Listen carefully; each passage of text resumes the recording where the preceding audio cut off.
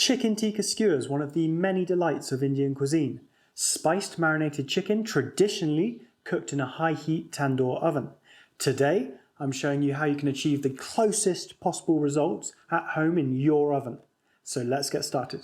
To begin, get a medium-sized mixing bowl and using a microplane or a fine grater, grate in 1 large clove of garlic, an equally sized piece of peeled ginger. The best way to peel ginger is using a teaspoon like this. You get as little waste as possible and it gets into all the corners and curves really easily. If you don't have a fine grater or a microplane, then you could just fine dice both these ingredients. Now get half a lemon and squeeze in the juice. This was a particularly large juicy lemon, so I didn't squeeze all of it in. You want 20 to 30 mils of juice in total. Now add a strong pinch of salt and mix all that together. Here I have 350 grams or 12.5 ounces of boneless, skinless chicken thigh in a large dice. I've kept some of the chicken fat on, around 50% of what was originally on the thighs. This will help to keep the chicken skewer moist and delicious as it cooks. This was 4 medium-sized thighs. If you want to learn how to debone and prepare these, then I'll leave a link in the description to my Greek Souvlaki video which demonstrates this. Add that to the bowl and mix well so all the chicken is coated, being gentle so you don't break up the chicken pieces. I've chosen thigh for this recipe because we are going to be roasting these in the oven to as closely as possible replicate a tandoor in the home. A tandoor is a type of clay oven and is what would be used to cook things like tandoori meats, naan breads and these chicken tikka skewers in India traditionally. If we were to use chicken breast, then we would run the risk of ending up with a dry end result. Thigh is a lot more forgiving to cook with and has a better flavour. Cover and place in your fridge for 30 minutes whilst we prepare the second marinade. Into a smaller mixing bowl, add 3 heaped teaspoons of chilli powder. Traditionally, this would be a Kashmiri chilli powder, which has a beautiful deep red colour. Today, I'm using chilli de árbol powder because it's what's available to me in abundance, so I can choose from the freshest options. If you can get Kashmiri chilli powder, then definitely use that. Just be aware that some of the options to buy may be old and have lost their flavour if you don't live in an area that has an Indian community with markets and shops that have a high turnover of products. For example, I wouldn't buy this from a supermarket. It's likely to be over 6 months old and flavourless. If you don't like spice, then don't skip it altogether. Just use a mild chilli powder. Chilli has so much flavour other than just spice. It's an essential ingredient, don't skip it. Okay, that's a lot of chili powder talk. In goes a 1/4 teaspoon of tumeric. I would say a pinch, but it will stain your fingers, so just use a teaspoon. Half a teaspoon of cumin powder, half a teaspoon of mace. If you can't get mace, then use half this amount of nutmeg, and a teaspoon of garam masala. To that, add 50 grams or a heaped tablespoon of thick natural yoghurt or curd. This is a lot less yoghurt than traditional recipes. They would usually use around 4 times this for this much chicken. But as we are oven roasting in this recipe, the usual amount of yoghurt was just too much, and the chicken didn't get the charred outside like a chicken tikka needs to have. So I developed this recipe using less yoghurt, which gives a much better result for cooking at home in the oven. Mix all that together and that's our second marinade done. Set it to one side until the chicken has had its full half an hour in the first marinade.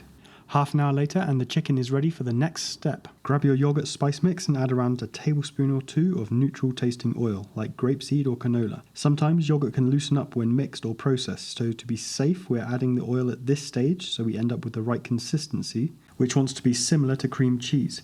If yours is thicker than this, then add a little more oil. If thinner, then don't add any oil at all. Now add the spice mix to the chicken and gently mix well so every piece of chicken is coated. Cover and leave to marinate in your fridge for a minimum of 30 minutes, up to 4 hours. Personally, I wouldn't go any longer than 4 hours. You run the risk of ending up with rubbery chicken. It's not definite, but it is possible. After 4 hours in the fridge, my chicken has marinated and is ready to be skewered.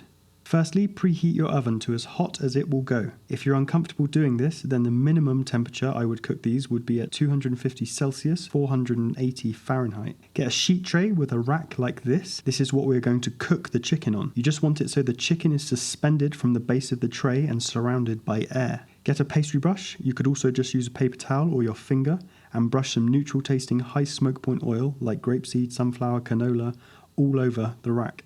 Time to start skewering. I have these double pronged skewers which are great as they stop the meat from just spinning on the stick when rotating, which tends to happen with metal skewers. If you're using wooden skewers, then have them soaking in water for at least 1 hour before using them. Otherwise, the method is exactly the same.